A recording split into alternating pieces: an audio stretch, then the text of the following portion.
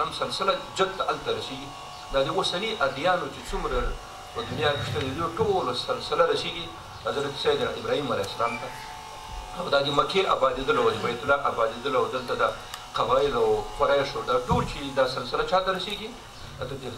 ابراهیم علیه السلام ته نو د هغه په باره کې سلم مختصر معلومات چې ابراهیم علیه السلام څوک و څه ځای و او د کوم ځای نه راغلی او څه قصه دلته یو نقشه مخامخ جوړه نه ده دلته چې وزلو ګورئ ابراهیم علیه السلام مکمل هغه سفرونه او د هغه شوي دي ابراهیم علیه السلام د دریای فرات د سیند په مغربي یا لویدیځه غاړه کې د اور په نامه دلته مخامخ لیکلی شوی دی د اور په نامه یو ښار دی په دې کې پیدا شوی دی دلته یو کلی د اور په نامه یو آر انګلیسي کې نوشته کېږي الف واو په سر یې باندې پېښ دی دې کلی چې اور په نامه یادېږي په دې کې ابراهیم علیه السلام پیدا شوی زېږېدلی دلته دی بیا مخامخ هلته تاسو ګورئ بابل ښار دی په هغې وخت کې د نمرود سلطنت و د نمرود بادشي وه او هغوی و آتش پرست او د اور او د دې شیانو عبادت بیا کولو هغې وخت کې ثبوتان نوره موجود وه خپله هغې وخت چې نمرود کوم پاچا و هغه هم د خدای دعوه کړې وه چې زم خدای نو ابراهیم علیه السلام چې په کوم خاندان او په کوم کورنۍ کې و دا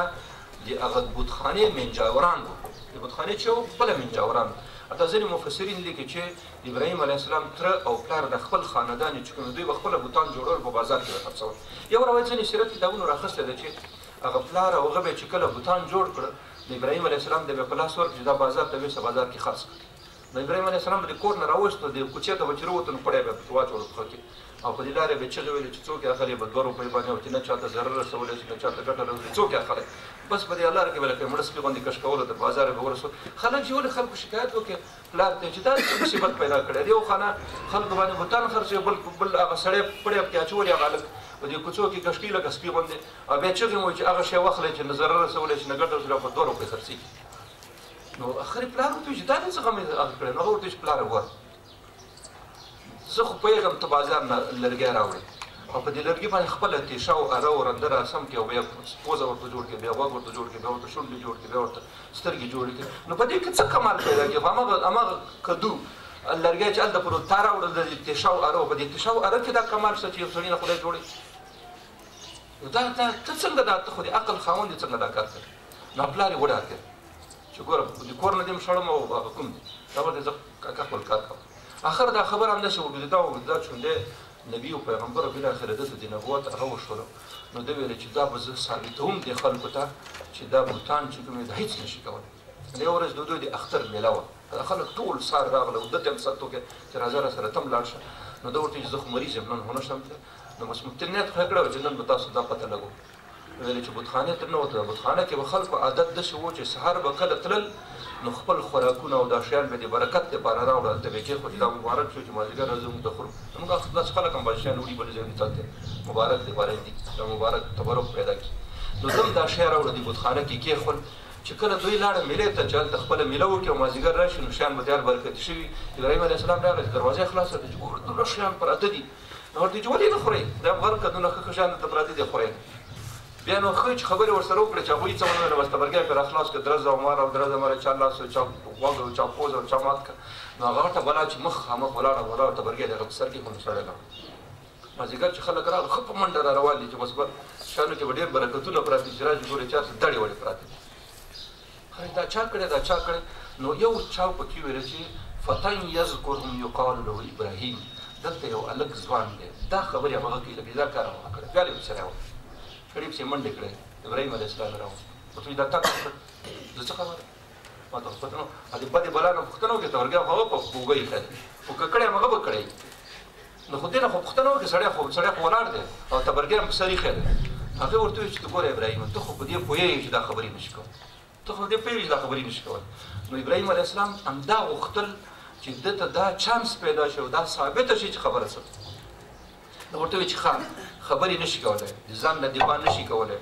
نو تاسو څنګه د دې شي عبادت کوئ د شي ته سجده او رکوع کوئ چې هغې کې هېڅ صلاحیت د دې شیانو نه قرآن عظیم شان وایي ثم نکسو علی رؤوسهم ټول سرونه ټیټ پوه شو که نه چې عقل ختم شو عقل چې ختم دي موږ د پښتنو کې ولده بیا پنځم مذهب نه کار اخلي بس ویل چې خو عقل دلیل استدلال خو ختم شو او دا د اوس د زورګویانو همدغه استدلال دی هر چا سره هر سوپر پاور او طاقت سره چې د منطق خبره خلاص شي نو بیا د ټانک او د توپ په ژبه باندې خبره کوي نو بس وویل چې بس وانصروا آلهتکم د خپلو الهو د خپلو خدایانو سره نصرت او کومک وکړي. ابراهیم راونیسي په اور کې واچو، فیصله په همدې وکړه دا اور کې واچو. خو اور اوس څه قسم نو امر وشو چې تاسو لرګي راټول کړئ. شپږ میاشتې مفسرین لیکي چې لرګي راټول شو او داسې 40 میله داسې او 40 میله داسې دا مسافه د لرګیو راډکه شوه او دې ته اور واچول شو. اوس نر څوک دی چې ابراهیم علیه السلام دې من ته ورغورځوي. دا اوس اخر ویلې چې یو زانګو به ټال به جوړ کړو، په دې ټال کې به ابراهیم علیه السلام کېنوو چې ښه زور یې ور خلاص یې کښته به د منځ کې ورخطا شي. نو ټال یې جوړ کړې، خر اور ولګېدلو. د اور د لګېدو په منځ کې چې کله هغه شو ابراهیم علیه السلام یې په ټال کې کېنول او دا ټال یې چې ښه وزنګول چې ښه په تېر شو متاثر یې غوڅ کړو چې ور خلاص شو. چې ورغی په هوا کې بالکل داسې کته کېږي چې جبریل علیه السلام میکایل علیه السلام راورسېد. جبریل علیه السلام ورته وایي چې ابراهیم زه راورسېدم خدمت. هغه ورته حدیث شریف کې راځي ورته وایي چې انت یا جبریل، زه تا ته ښه پوهېدم ته جبریل یې، څه طاقت در سره شته. بیا میکایل علیه السلام وړاندې شي، زه خدمت ته حاضر یم، څه امر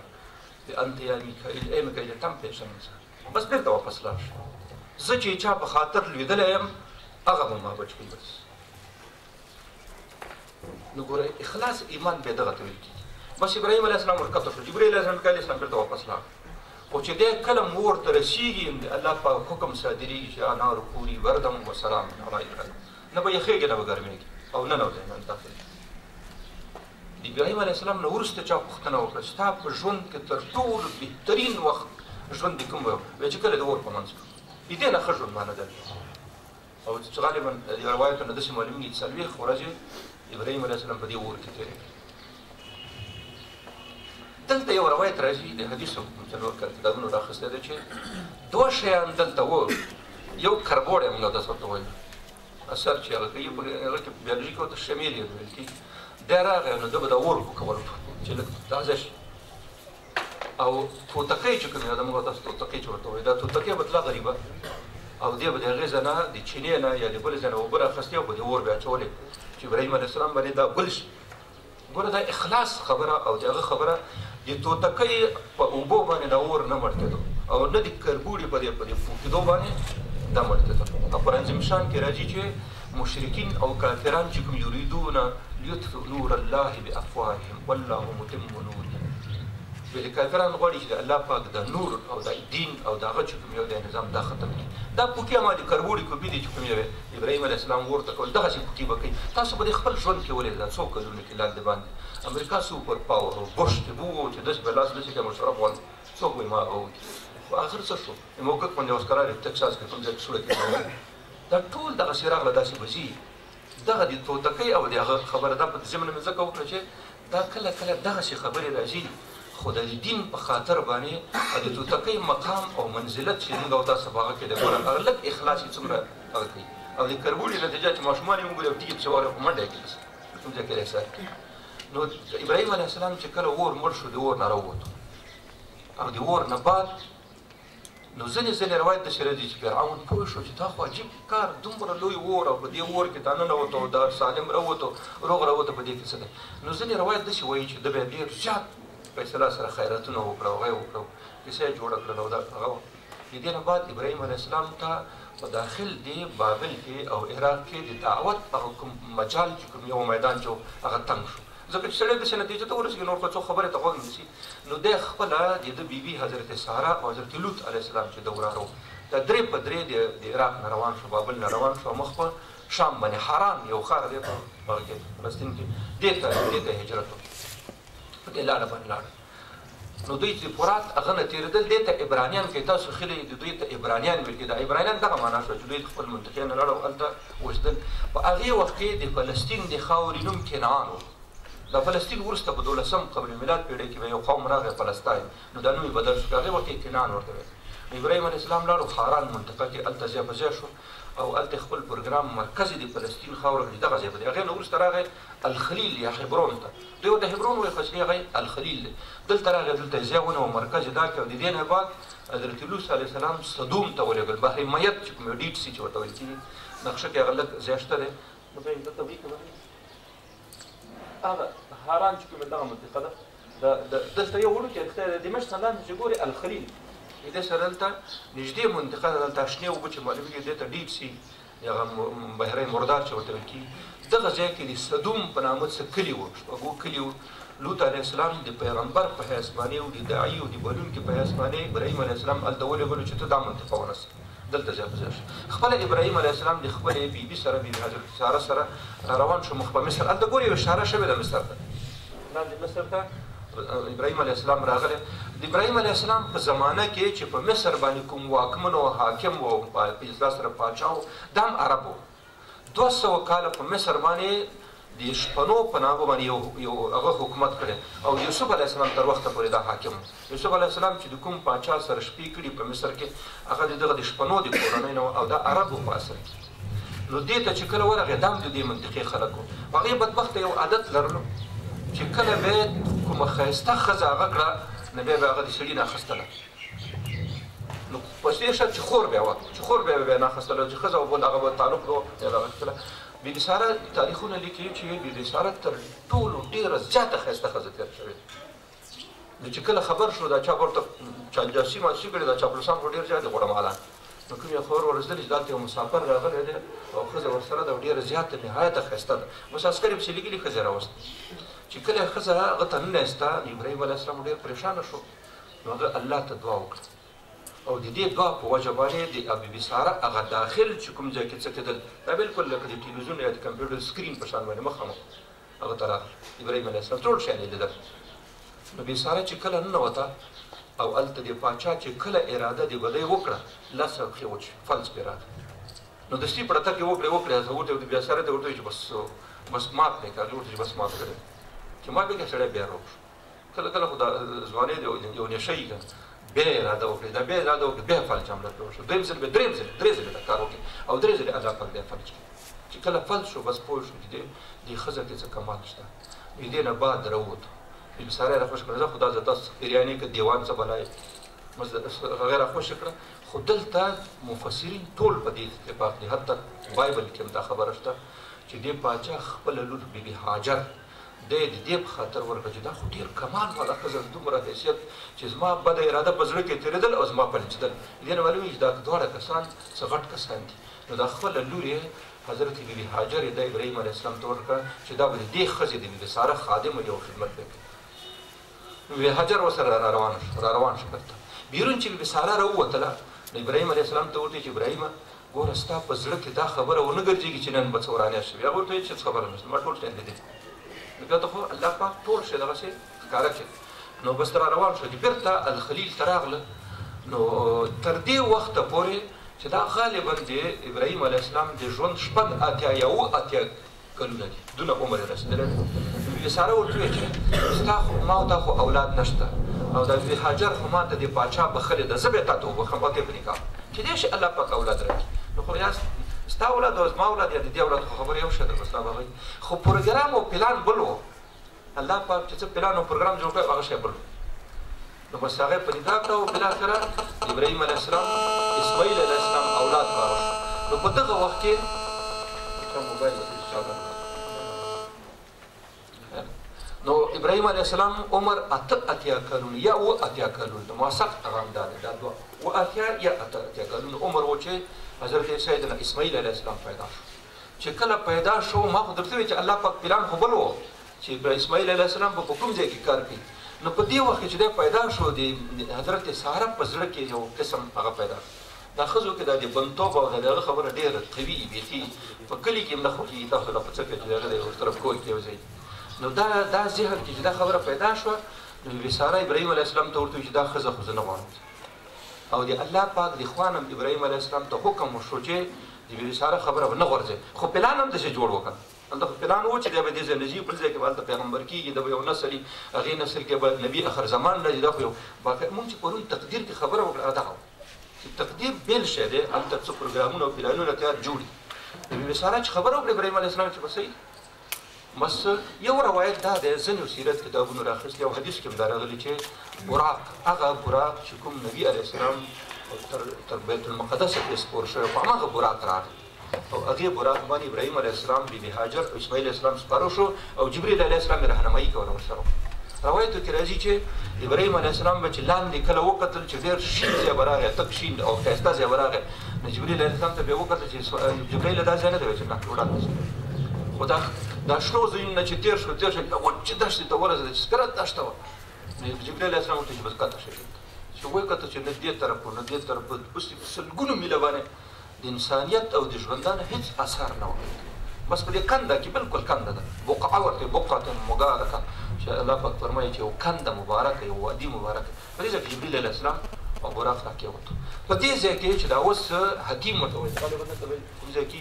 د بیت الله شریف په هغه کې چې هغه دی راتاو شوی دلته یو ونه ولاړه وه کیکر ونه او د دې کیکر ونې لاندې بې هاجر اسماعیل علیه السلام یې ښکته کړه براق نه یې ښکته کړه او یو مشکې اوبه او بل مشکې خرما دی ورته پرېښود نو بېرته واپس شو چې کله روانېدو د بې هاجر ورخطا شول چې دا دښتې ته ګوره هغه ته ګوره او سړی خو روان شو نو ورته وایي چې چېرې ځې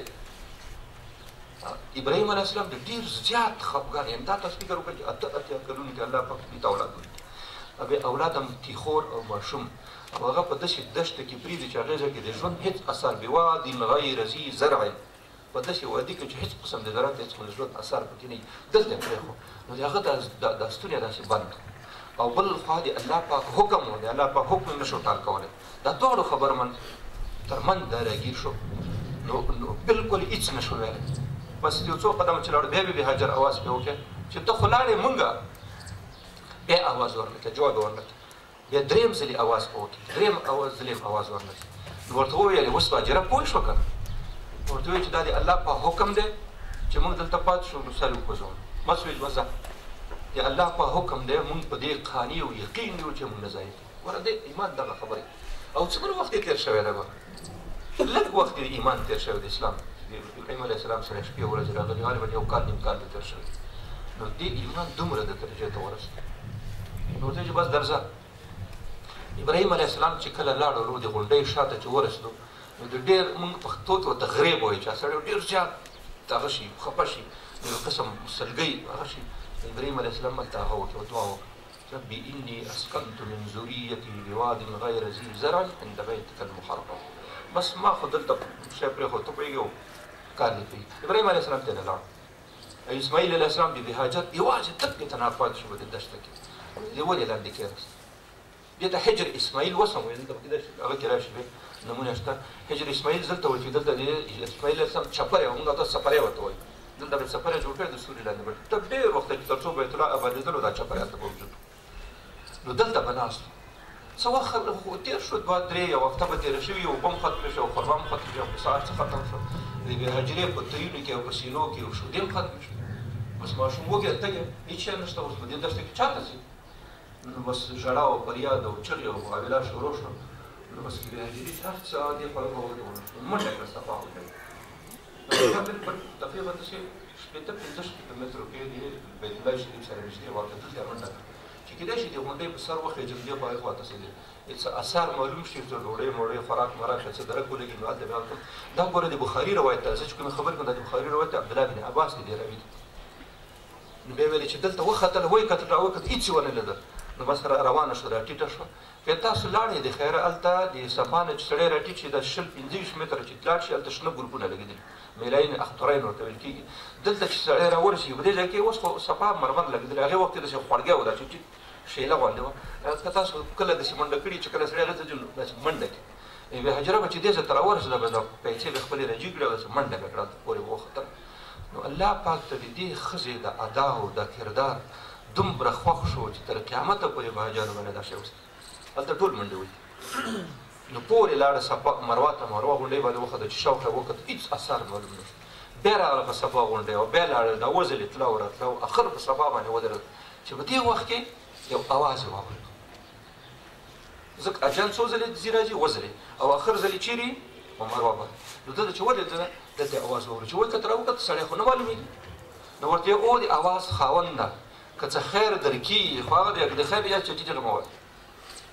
نو په دې وخت کې جبریل علیه السلام راغلی او د اسماعیل علیه السلام سره خوا کې ولاړ دلته روایت دوه دي یو دا دی چې جبریل علیه السلام خپله پونده ووهله او ویل چې نه په زر باندې دا ځای هغه کې او دلته اوبه راوخوټوي بیا حجرې ورمنډه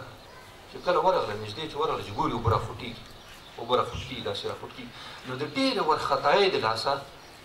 چې د اوبو ضایع نه شي نو زر زر یې ته نشه راټوله کړه، زم زم زم زم غلی غلی شو ونه تښتېد. رسول پاک صلی الله علیه وسلم فرمایي، مسلم حدیث دی چې او بخاري کې الفاظ هم همداسې دي چې الله دې اسماعیل په مور باندې رحم وکړي، که چېرته دې د اوبه نه وی راساري کړی نو دا به یو لوی نهر وي او ټول عرب به یې خړوبول. خو تاسو خیال کوئ چې الله پاک ته د بې هاجرې دا کردار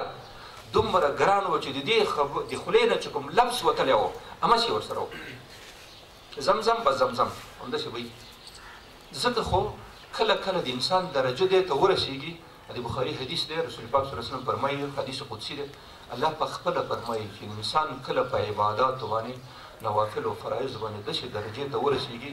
چې الله پاک بیا د هغه قسم خامخا پوره کوي چې څه ووایي هماڅه به یې کېږي. نو دې د خپل کردار دغسې پوخ کړی و چې هغې ویلې زمزم، الله پاک وایي چې به زمزم نه به ځي نور. اوس هم هغه ځای کې راخوټ کېږي او دومره راخوټ کېږي چې ټول دنیا پرې مړه خو ورځي نه، روانېږي نه، بس دا د همغې خبره. نو زمزم یې دستي ته راغلی که زر کې راژی راواخیستو هغه یې ته نه ډک کړې او مسؤل بس همدلته دوی به نو د زمزم اوبه چې کومې دي دا خو دلته نه خوراک څښاک نه خو صرف اوبه وي، خو په دې اوبو کې کمال دی. ګوره دا هم خوراک دی، هم څښاک دی، او هم شفا دی. امام احمد حنبل، امام مسلم روایت او ترمذي رحمت الله علیه، ترمذي کې روایت فکس داسې دی چې د زمزم اوبه چې د هر مقصد لپاره وڅښلی شي همغه کار کوي. که څوک د خوراک لپاره مړی، که چا د څښاک لپاره و تندی ورکوي، که چا د مرض لپاره وڅښلو نو مرض یې الله پاک ورکوي. او حضرت ابوذر غفاري رضی الله عنه فرمایي، مسلم روایت ده چې د کله رسول الله صلی الله علیه وسلم ته راتلو نو یو میاشت مسلسله په هغه کې تېره کړه په مکه کې د رسول الله صلی الله علیه وسلم په تلاش کې. نو یو ځل رسول پاک صلی الله علیه وسلم ته پوښتنه وکړه چې ابوذر ته چې دلته مکې ته راغلی یو میاشت تا تېره کړه ویې خوړل دې څه؟ نو هغه ورته وایي چې بس زمزم. نو په چا باندې سر ام ایمن د رسول پاک صلی الله علیه وسلم چې کومه په اصطلاح سره پالونکې وه او د مور په حیث رسول الله صلی الله علیه وسلم هغې ته مور ویلې، نو هغې خپله وایي چې رسول الله صلی الله علیه وسلم چې کله ماشومتوب کې و نو هغه به اکثر وخت ډوډۍ نه خوړله. وجه دا وه چې دی به کله د سهار د خوب نه راجګ شو او منډه به کړه به زمزم وڅښل، بس نو ټوله ورځ به بېغمه ګرځي. نو دا خوراک هم دی، څښاک هم دی او بلکې شفا هم ده. په دې کتابونو کې یوه عجیبه قصه یې را نقل کړې ده. یو ښځه د مراکش ډېره مشهوره سندرغاړې وه، لکه زموږ د افغانستان کې نغمه داسې یو شی وه، لیلا نومېده، لیلا حلوه. دا د مراکش هغه ډېره زیاته مشهوره په اصطلاح سره رقاصه وه. دا یو وخت کې مریضه شوه، ډېره سخته تکلیف ورته پیدا شو. نو په جاز کې سوره شوه، لاړه هغه ته فرانسې ته، فرانس ته لاړه او فرانس کې ډاکټرانو سره علاج ملاج وکړې، بېرته راغله هغه ته مراکش ته. خو ورځ په ورځ یې د هغه زیاتېدلو، مرض زیاتېدلو. بېرته 4 کاله بعد بیا لاړم هغه ته شبخانې ته. شبخانې ته چې ورته شبخانې خلکو چې معاینه وکړه ورته وایي چې ستا مرض کینسر دی، لاعلاج. مړه ته ورته وایي، خاوند ته ورته وایي چې دا بوځه بس خوشحاله یو څو ورځې ساعت واسې مړه کېږي. ویل د خاوند دا ښځه پوه شوه، ځکه چې خو ډاکټران چې خبرې کوي طبعا دا هم مخه شوې. نو خاوند ته ورته وایي چې خبره خو باندې پته ولګېږي، خبره ډېره خرابه ده، خو راځه چې د هغه خبره لږ شیخي وکړو نو دا عمره به وکړو. داسې خو مرګ راپسې را روان دی. خلکو هلته چې مرګ یې پیاچ شي بیا خدای ور پیاچ شي، بیا بیت الله شریف ور پیاچ شي. نو بس خلک هغه ځای نه په جاز کې راسپاره شو، راسره راغله هغه ته عمرې ته چې اوس عمره وکړي. نو عمرې ته چې کله راغله بیت الله حرام ته چې راغله نو هلته د ده په دې ځان د سر نه پښو پورې په دې ټول ځان باندې دانې راختلې، یو قسم دانې وې، هغې به اوبه کولې. نو هلته چې دا ښځه ولیده چې وضعیت خو یې ډېر خراب ده، ډېره زیاته ښایسته فواره او باډۍ ډېره برابره وه. نو هغې ورته وایي داسې وکړه چې ته دا ځه زمزم ته او دا د زمزم اوبه راخله په دې باندې دا خپل دا بدن ټکور کوه، خالي ټکور کوه. هغې ورته وایي چې ما بدن دومره زیات درد کوي، که اوبه ور ورسېږي بس 100 ورځې بعد مړه کېږم، نن به مړه وم. هغې ورته وایي ته خو دا کار وکړه. ښځو مجبوره کړه بالاخره. نو د اب زمزم یې راواخیسته، دا به یې د دانو باندې ټکور کول، داسې به یې پرې پورې کول لکه هغه سړی چې هغه ورکوي. نو خو چې هره ورځ دا کار کوي هلته تغییر راځي. نو اخر ښځو ورته مشوره ورکړه چې داسې وکړه د اب زمزم باندې غسل شروع کړه، باقاعده په سر راړه بس. اوس تاسو که لاړ شئ نو هلته د زنانه او ښځې چې کله اب زمزم وڅښي نو په سر یې داسې سم راټینګ کړ راووایي به د ځان باندې راتویږي به د لباس او ټول خشته پشته یا د زمزم کوم ځای کې چې اوبه دي هغه ځای کې دا ټول خلک چې ګوري ټول لامده باندې سړی فکر کوي چې تر توی شوي دي، هغه په سر باندې خپله راړي. نو دې لیلا حلوه به د خپل سر باندې او د ځان باندې د اوبو د ښکته د اوبو یولې ټول ځان به پکې هغه کې غسل دې وکړي. داسې یو نیم هفته چې تېره شوه، دانې هم وچې شولې، پوستکی هم صفا شو، اثار هم ختم شو. نو دوی خاوند ته ورته وایي چې خاونده داسې وکړه دا هوټل موټل پرېږده، زه به دلته اعتکاف په دې حرم کې معتکف یم او بس اوبه څښه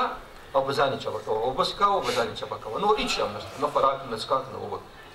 څه ورځې چې وته د مراسم پوره شو بس دوی را روان شو. نو دې خاوند ته ویلې چې زه خو په خپل ځان کې هېڅ قسم درد نه محسوسوم، ټول شیان ختم شو. نو هغه وایي چې راځه بېرته لاړ شو هغه ته فرانس او هلته د شبخانه کې هغه وکړو معاینات وکړو، زما خو دردونه هر څه ورک شو که شبخانې ته چې کله ورسېدو شبخانې والا چې کله ټسټونه وکړل هېڅ قسم اثار د مرض پکې نشته، هېڅ قسم اثار د مرض.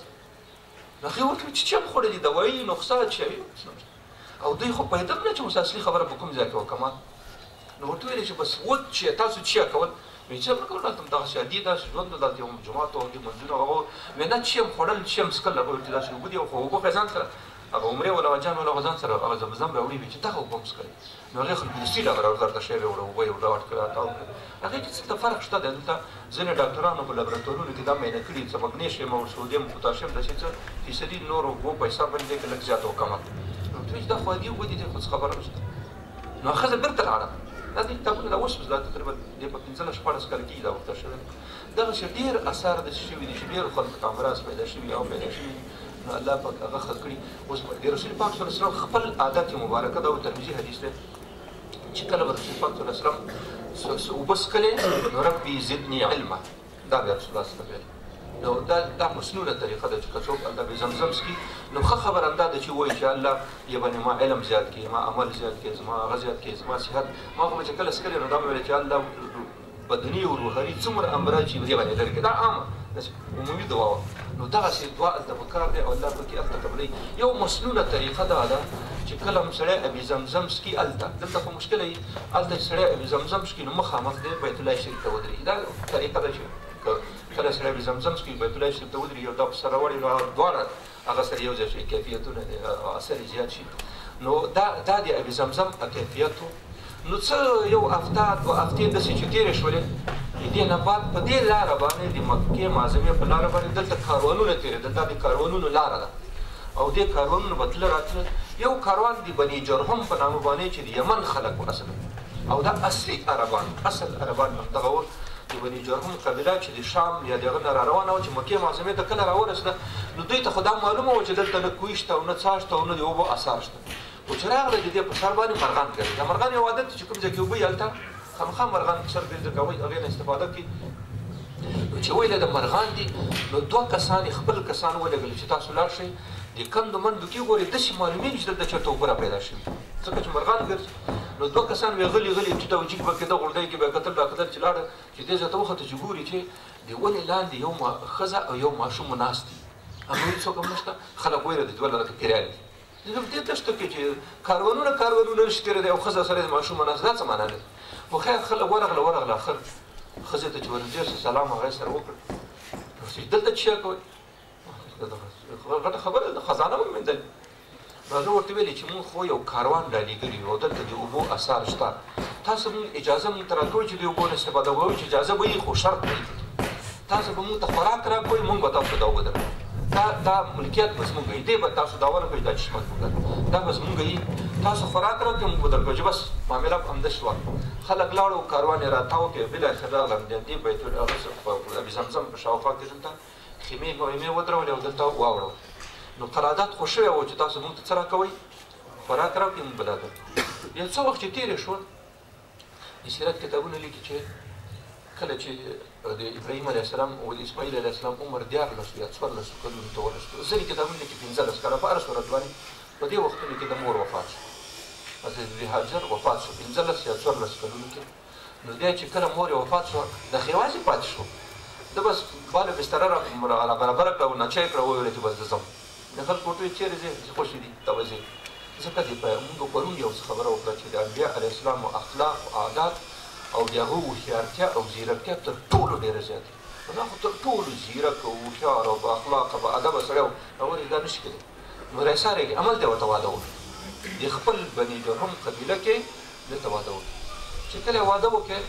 یو څه وخت تېره شوي ابراهیم علیه السلام بیا راغی. ابراهیم علیه السلام مکې ته 15 سفرونه ثابت دي په قرآن او حدیث باندې، د بخاري حدیث او قرآن باندې 15 سفرونه د ابراهیم علیه السلام ثابت دي. یو هغه سفر چې اسماعیل علیه السلام او بی هاجر یې راوست. بل سفر یې دا چې ابراهیم علیه السلام کله راغی اسماعیل علیه السلام موجود نه و، بیرون چېرته وتلی واده لپاره. نو چې ورغی ښځې نه یې پوښتنه وکړه چې اسماعیل چېرې دی؟ هغه بیرون لاړ دی، بس کار دی ګوره، اوس کار دپاره ویلې چې ګزاره هم څنګه ده؟ چې ګزاره خو ډېره خرابه ده، بیخي غر کې.